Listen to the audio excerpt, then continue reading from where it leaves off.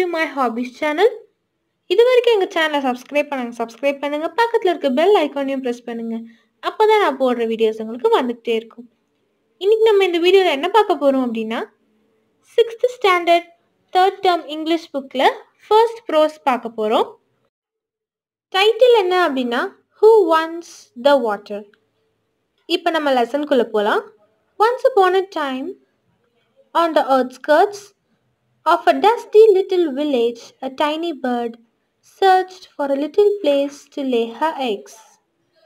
அதாவது once upon a time ஒரு பறவை ஒரு குட்டி பறவை அது தன்னோட முட்டையெல்லாம் போடுறதுக்காக ஒரு இடத்த தேடிட்டு இருந்துச்சு.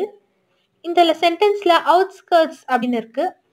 அப்படின்னு என்னன்னா the outer areas of a city or a town. அதாவது ஊருக்கு ஒதுக்குப்புறமா இருக்கிற ஏரியாவில், அதுவும் டஸ்டிவில் ரொம்ப டஸ்டாக இருக்கிற ஒரு வில்லேஜில் இது முட்டையிடுறதுக்காக ஒரு இடம் தேடுது. The land was parched and dry and there wasn't a bush or tree in sight. அந்த லேண்ட் எப்படி இருந்துச்சுன்னா ரொம்ப ட்ரையாக இருந்துச்சு. பார்ச் அப்படின்னாலும் ட்ரை தான், ரொம்ப காஞ்சு போயிருந்துச்சு. அங்கே ஒரு புதர் கூட இல்லை, ஒரு மரம் கூட இல்லை. Finally, in desperation, the little bird discovered a shallow depression in the ground. கடைசியாக அந்த பறவைக்கு ஒரே ஒரு இடம் கிடச்சிது. அது அதோட ஹோப்பையே விட்டுருச்சு. என்னடா கொஞ்சம் கூட இடமே கிடைக்கலன்னு. கடைசியாக அதுக்கு குட்டியாக ஒரு இடம் கிடச்சது. என்ன அப்படின்னா கிரவுண்டு, தரையில் ஒரு குட்டி பள்ளம் மாதிரி இருந்துச்சு. Using her claws to remove the stones and loosen up the parched earth, he broadened the hole and there, underneath the hot sun, she laid her eggs. அந்த கிரவுண்டில் இருக்கிற கொஞ்சமாக ஒரு பள்ளம் இருந்துச்சுல, அந்த பள்ளத்தில் இருக்க குட்டி குட்டி கல்லெல்லாம் அது தன்னோட காலை வச்சு, அதாவது அந்த கிளாஸை வச்சு ரிமூவ் பண்ணி அந்த மண்ணை கொஞ்சம் லூஸ் ஆக்கிட்டு அதுக்கப்புறமேட்டா அந்த ரொம்ப ஹாட்டான வெயிலில் அது முட்டை போடுது அந்த இடத்துல. The eggs hatched and the good mother protected and fed her babies until they were big enough to fly away. அந்த அம்மா குருவி அந்த குட்டிங்களா இருக்கு, அதாவது அந்த முட்டை இப்போ பொரிச்சிருச்சு. முட்டை பொரிச்சதுக்கு அப்புறமேட்டு அந்த குட்டிங்க பெருசாக வளர்ற வரைக்கும் அதுக்கு சாப்பாடுலாம் கொடுக்குது. எது வரைக்கும் கொடுக்குது அப்படின்னா அந்த குட்டி பறவை ஓரளவுக்கு பெருசாக பறக்கிற ஸ்டேஜ் வர வரைக்கும் அந்த சாப்பாடுலாம் கொடுத்து வளர்க்குது. And here our story would have ended. அதாவது இங்கே நம்ம ஸ்டோரி முடியுது அப்படின்னு நினைப்போம். Except this isn't a tale of the little bird, but a much more interesting one of the hole she used as a temporary nest. Actually இது ஒரு பறவையோட கதை அப்படின்னு நம்ம சொல்லிட முடியாது. இந்த பறவை ஊர் ஃபுல்லாக போயிட்டு, அது ஊர்லேருந்து ஒதுக்குப்புற வரைக்கும் போய் ஒரு புதர் கூட கிடைக்காம தான் அந்த சின்ன ஹோல், அந்த சின்ன குழியில் அது டெம்பரரியாக ஒரு நெஸ்ட்டாக யூஸ் பண்ணி முட்டை போட்டிருக்கு அப்படின்றது இங்கே ஆழமாக சொல்லியிருக்காங்க. A hole, you may ask. What could be interesting about a hole in the ground? Well, this hole grew to be quite important, as you will discover. இப்போ நமக்கு அந்த ஹோலை பற்றி இன்னும் கொஞ்சம் இன்ட்ரெஸ்டிங்காக இருக்கும், அதை பற்றி நிறைய தெரிஞ்சுக்கணும் அப்படின்னு நினைப்போம். இந்த ஸ்டோரி இதோட முடியல, இன்னொரு செக்ஷனாக கண்டினியூ ஆகுது. For some time the hole remains dusty and untenanted. Untenanted அப்படின்னா நாட் ஆக்குபைட், அதாவது அங்கே எதுவுமே இல்லை, எம்டியாக தான் இருக்குது. கொஞ்ச நேரத்துக்கு அந்த டஸ்டியாகவும் இருந்துச்சு. அந்த முட்டை பொறிஞ்சு அந்த முட்டை ஓடலாம் இருக்குல்ல, அந்த மாதிரி டஸ்டாகவே இருந்துச்சு. Until one day a passing wild boar settled his rump into the depression. அதாவது ஒரு நாள் அந்த பக்கமாக போன ஒரு பன்னி, அதாவது வைல்டு போர் அப்படின்னா காட்டு பன்னி ஒன்று, அந்த இடத்துல போய் அதை செட்டில் பண்ணுற வரைக்கும் அந்த ஹோல் எம்டியாகவே இருந்துச்சு. The pit was not comfortable enough and getting up. அந்த பிட், அதாவது குட்டியாக தானே இருந்துச்சு அந்த ஹோல், அந்த பள்ளம், அது இந்த பெரிய பன்னிக்கு இந்த போருக்கு பத்தலை. And getting up, he scrapped and dug, carving a pit of more hospital proportions. அதுக்கு அந்த குட்டியா அந்த பள்ளம் மாதிரி அந்த பிட் வந்து அதுக்கு பத்தாததுனால அது வந்து இப்படி எப்படி நவுந்து நவுந்து அது ஏதோ பண்ணி அந்த பிட்டை வந்து அந்த குழியை வந்து அதிகம் பெருசாக்குது. Backing into this hollow, he turned around a few times and with a satisfaction and a satisfied grunt settled down to a long snore. அது எப்படியோ இப்படி எப்படி நவுந்து நவுந்து நவுந்து அந்த மண்ணெல்லாம் வந்து நவுத்தி விட்டுட்டு ஒரு பிட் அந்த குழி வந்து பெருசாக்கிடுச்சு. அதுக்கப்புறம் அங்கே பார்த்து நல்லா தூங்க ஆரம்பிக்குது. A very long snore it was. அது ரொம்ப நேரமாக தூங்கிட்டே இருக்கு. தூங்கும் போது ஒரு சத்தமும் விடுது. The boar turned and scrambled in his sleep. தூங்கிட்டு இருக்கும் போது அது கையும் காலையும் அப்படி ஆட்டி ஆட்டி தூங்குது. Loosening the earth around his cozy dugout until the fading sun and the rumble in his stomach told him it was time to get up. அது வந்து நல்லா தூங்கிக்கிட்டே தான் இருக்குது. அதுவும் அந்த அது எப்போ ஏஞ்சிருக்கணும் அப்படின்னா அந்த சன் ஃபேட் அதாவது சன் செட் ஆகும்போது. அது மட்டும் இல்லாமல் அது வயிற்றுக்குள்ளே ஒரு சத்தம் கொடுக்கும். அதாவது பசிக்குது அப்படின்னு இங்கே மென்ஷன் பண்ணுறாங்க. ஸோ அந்த டைமில் தான் இது ஏஞ்சிருக்கும் அப்படின்றாங்க. With a mighty stretch and a final kick, அதாவது கடைசியாக ஒரு ஸ்ட்ரெச் அதாவது சோம்பல் முறிக்கிற மாதிரி முடிச்சுட்டு அந்த கிரவுண்டை ஒரு கிக்கும் பண்ணிட்டு the hungry boar departed his daybed without a backward glance. கடைசி அந்த போர் அந்த ரொம்ப பசி எடுத்ததுனால அந்த பிட்டை விட்டு அது வெளியே போகுது. ஒரு கிளான்ஸ் பேக்வர்ட் கிளான்ஸ் அப்படின்னா கொஞ்சம் கூட பின்னாடி திரும்பி பார்க்காம அது மாட்டினு போகுது. And is that it? You will enquire, to which I will reply, no, it isn't, dear one, not by a long shot. A story had just begun. இதோட நம்ம ஸ்டோரி முடியுது அப்படின்னு நினச்சிங்கன்னா அதுவும் கிடையாது. என்னோட ஆன்சர் நோவாக தான் இருக்கும். நம்மளோட ஸ்டோரி இந்த பாயிண்டில் தான் ஆரம்பிக்குது அப்படின்னு சொல்கிறாங்க. இப்போ செக்ஷன் 2க்கு போகலாம். A pack of wild dogs, catching the scent of boar in the wind, came to the spot where he had lain.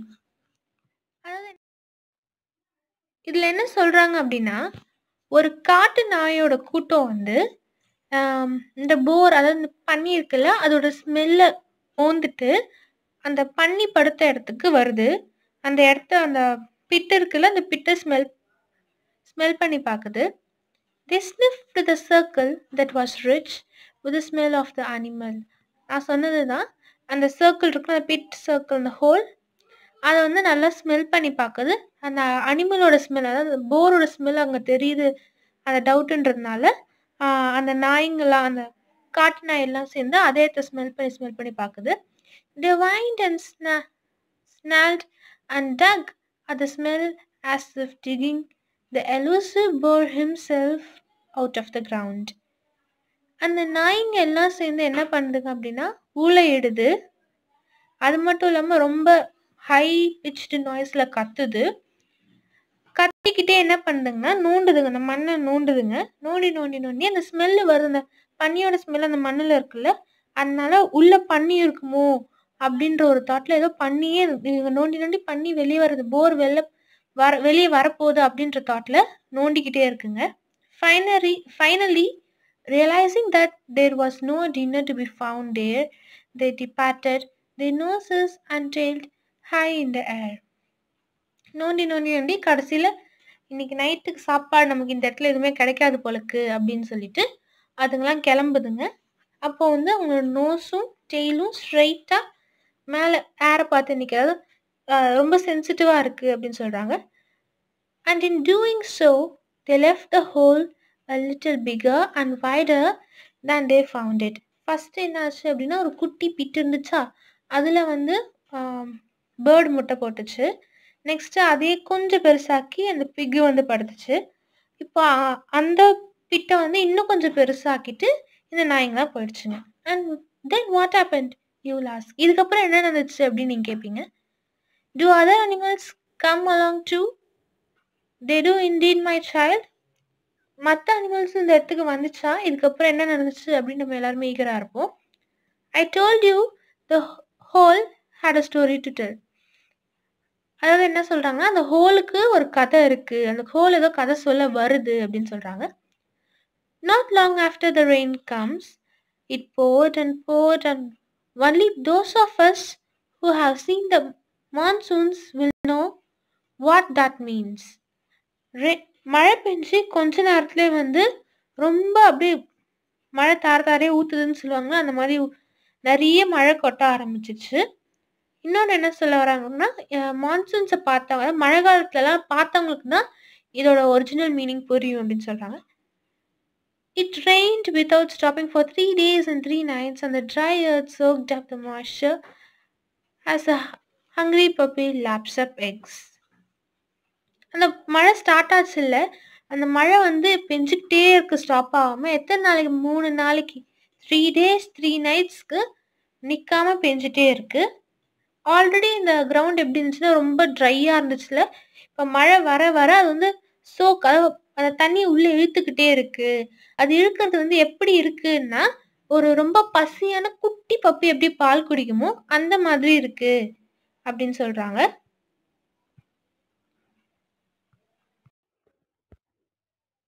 The whole earth smelled wet and fresh, and even the normally serious-looking people in the village went around with smiles on their faces. அந்த earth மொத்த உலகமுமே எப்படி இருக்கு சொல்றாங்கன்னா, ரொம்ப வெட்டாவும் ஃப்ரெஷ்ஷாவும் இருக்கு. அது மட்டும் இல்லாம அந்த வில்லேஜ்ல இருந்த ரொம்ப சுடுமூஞ்சுக்காரங்க கூட அன்னைக்கு வந்து ஸ்மைல் பண்ண ஆரம்பிச்சாங்க. The hole in the ground collected the water that fell, and around its edges the grass grew a brighter green. அது மட்டும் இல்லாம அந்த ஹோல் கொஞ்சம் பெருசாச்சுல்ல, அந்த ஹோல் ஃபுல்லா அந்த மழை பெஞ்சதுக்கு அப்புறம் தண்ணி தேங்கி நின்னுச்சு. அதுக்கப்புறம் இந்த ஹோலோட கார்னர்ஸ்ல எல்லாம் நல்லா பிரைட் கிரீன் கலர்ல புல்லு வளர்ந்து இருந்துச்சு அப்படின்னு சொல்றாங்க. Soon buffaloes discovered the grassy spot, and as buffaloes want to do, they wallowed in the puddly water, turned the hole into a muddy pit. இந்த தண்ணி தேங்கி நின்னுச்சுல அந்த பிட்டுல, அங்க வந்து இப்ப பஃபலோஸ்லாம் போய் ஆக்குபை பண்ண ஆரம்பிச்சிருச்சு அந்த grassy spots. Buffaloes cross சாப்பிடும்ல, so அதனால அந்த இடத்துல போய் இந்த பஃபலோஸ் ஆக்குபை பண்ணிடுறாங்க. அது மட்டும் இல்லாமல் இந்த பஃபலோஸ் அப்படி இப்படி அது காலை போட்டு அந்த இடத்த மெரிச்சு அது வந்து ஒரு சேரும் சகதியமா ஆன ஒரு மடி பிட்டா ஆக்கிடுச்சுங்க. It was not there to see, but I'm told that many afternoons did the buffaloes gather, and thus with a multitude of hoofs trampling the soil, the pit that was once a tiny depression widened and grew and became a little watering hole. ஒரு ஆஃப்டர்நூனும் ஒரு மதியமும் அந்த எல்லா பஃபலோஸும் அந்த இடத்துல ஒன்னா சேர்ந்து இருக்குங்க. அந்த மாதிரி டைம்ல வந்து எல்லாம் அந்த மெரிச்சு அந்த ஹோல் வந்து இன்னும் கொஞ்சம் பெருசாகுது. ஃபர்ஸ்ட் ஸ்டார்டிங்ல டைனி டிப்ரெஷன், அதாவது குட்டி ஹோலா இருந்தது, இப்போ பெருசாகி வளர்ந்து நல்ல ஒரு பெரிய ஹோல் ஆகி ஒரு சின்ன வாட்டரிங் ஹோலாவும் ஆயிடுச்சு. அதாவது கொஞ்சமா அதுல தண்ணி கூட வர ஆரம்பிச்சிச்சு. And they all lived happily ever after. அதுக்கப்புறமேட்டு அந்த பஃபலோஸ் எல்லாமே வந்து அது ரொம்ப சந்தோஷமா வாழ ஆரம்பிச்சிச்சு. You will say in glee, but that rarely happens in real tales, my dear. என்ன சொன்னாங்க ஃபர்ஸ்ட் அப்படின்னா, அதுக்கப்புறம் எல்லாருமே சந்தோஷமா வாழ தொடங்கிட்டாங்க அப்படின்னு சொல்லாங்க. பட் இதெல்லாம் ரேரா தான் நடக்கும், உண்மையான சம்பவத்துல இதுல நடக்காது அப்படின்னு சொல்றாங்க. There is more to go, so you will have to wait a while. இன்னும் நம்ம போறதுக்கு நிறைய தூரம் இருக்கு, ஸோ கொஞ்ச நேரம் வெயிட் பண்ணுங்க, அடுத்த செக்ஷனுக்கு போகலாம் அப்படின்னு சொல்றாங்க. இப்போ அந்த பிட்டுக்கு என்னதான் ஆச்சு அப்படின்றத தேர்ட் செக்ஷன்ல போய் பார்க்கலாம். A poor farmer tilled the land near the one small depression. அதாவது ஒரு ஃபார்மர் இப்போ வராரு, அவர் வந்து ரொம்ப ஏழையா இருக்காரு. அவர் வந்து இந்த அவர் வந்து ஒரு லேண்டை ரெடி பண்றாரு. எதுக்கு அப்படின்னா ஃபார்ம் பண்றதுக்கு ஒரு லேண்ட் ரெடி பண்றாரு. அது இந்த குட்டி டிப்ரெஷன் இருந்துச்சு, இந்த குட்டி பெட்டி இது கிட்ட தான் வந்து லேண்டை ரெடி பண்றாரு. His life was hard and the rains were often cruel. இவர் வாழ்க்கை எப்படி இருந்துச்சுன்னா ரொம்ப சோகமாகவும் ரொம்ப க்ரூவலாவும் இருந்துச்சு. அது மட்டும் இல்லாம இந்த மழை பெஞ்சது மழை நெறைய பெய்ய பெய்ய அவருக்கு நெறைய லாஸும் வந்துட்டு இருந்துச்சு. In summer months, he had to travel far to get water for his thirsty crops, and even then his harvest was meagre. மழை காலத்துல இப்ப நெறைய மழை பெஞ்சுட்டு இருந்துச்சு. பட் சம்மர் டேஸ்ல என்ன ஆச்சு அப்படின்னா, சுத்தமா தண்ணியே இல்லாம வறண்டு போயிடுச்சு. தாகமா இருக்கிற அவரோட கிராப்ஸ்க்குலாம் தண்ணி ஊத்த கூட, இவர் வந்து ரொம்ப தூரம் டிராவல் பண்ணி போய் தண்ணி எடுத்துட்டு வர வேண்டியதா இருக்கு. அது மட்டும் இல்லாம இவரோட கிராப்ஸ் குவான்டிட்டி வந்து கம்மியாயிட்டு அதாவது மியாக்ரே அப்படின்னா ஸ்மால் குவான்டிட்டி கொஞ்சம் தான் கிடைக்க ஆரம்பிச்சதுன்னு சொல்றாரு. One day, not long after the last of the season's rain, he straightened up from his back-breaking work and looked over the land that was soon becoming brown again. இப்பதான் மழை பெஞ்சு கொஞ்சம் முடிஞ்சது. மழை பெஞ்சு முடிஞ்ச உடனே மறுபடியும் வெயில் அடிக்க ஆரம்பிக்குது. அவரோட கிராப்ஸ்லாம் ப்ரௌன் ஆக ஆரம்பிக்குது. And on the horizon, just beyond his pitiful plot, his eyes came to rest on a patch of green. Going close to investigate, the farmer fell to ground with gratitude at the sight of the verdant bowl. மழை நின்னதுனால இந்த ஃபார்மரோட bit அந்த sorry land எப்படி இருக்கு அப்படின்னா ரொம்ப try ஆயிடுச்சு, brown ஆயிடுச்சு. அவர் போட்ட நெல் எல்லாமே வந்து வேஸ்ட் ஆயிடுச்சு. பட் அந்த டைம்ல வந்து அவர் என்ன பண்றாரு அப்படின்னா, here was water to be had and also close to his holding. Forgetting all tiredness, he raced home and brought out his pickaxe and spade, and soon the buffalo's picnic spot was a perfectly decent little pond. அதாவது இவரோட லேண்டுக்கு பக்கத்துலேயே தான் இந்த குட்டி bit, குட்டி depression bit ஆகி இப்போ கொஞ்சமா தண்ணி வர ஏரியாவா இருக்குல்ல, அந்த இடத்த அவர் பார்க்கறாரு. பார்த்த உடனே அவருக்கு ஆசை வருது. ஏன்னா இவர் லேண்ட் ஃபுல்லாவே ட்ரை ஆயிடுச்சு, ஃபுல்லா ப்ரௌன் ஆயிடுச்சுல. சைடுல ஒரு அழகான ப்ளூயிஷ் வாட்டர் இருக்கு, ஒரு குட்டி பாண்டு. அந்த பாண்டை சுத்தி கிரீனி கிராசஸ் அதெல்லாம் இருக்குல்ல. அதனால அது பார்த்த உடனே அவருக்கு அது மேல ஒரு ஆசை வந்துருச்சு. எனக்கு அந்த பாண்ட் வேணும் அப்படின்ற மாதிரி ஒரு தாட் வந்துட்டு வீட்டுக்கு போய் இந்த ஸ்பேடு, ஆக்ஸ் இதெல்லாம் எடுத்துட்டு வந்து அந்த புல்லெல்லாம் எடுத்துக்கலாம், அந்த பாண்டை நம்மளுக்கு சொந்தமாக்கிக்கலாம். இப்போ வந்து அந்த பஃபலோஸ் வந்து அந்த இடத்துல இருக்கு. இவர் போய் அந்த இடத்த ஆக்கிரமிச்சுக்கலாம் அப்படின்னு நினைக்கிறாரு. Is the story going to end with a moral? You ask me suspiciously. இப்போ இந்த கதை வந்து ஒரு மாரலோட முடிய போதா அப்படின்னு நீங்க கேட்பீங்க.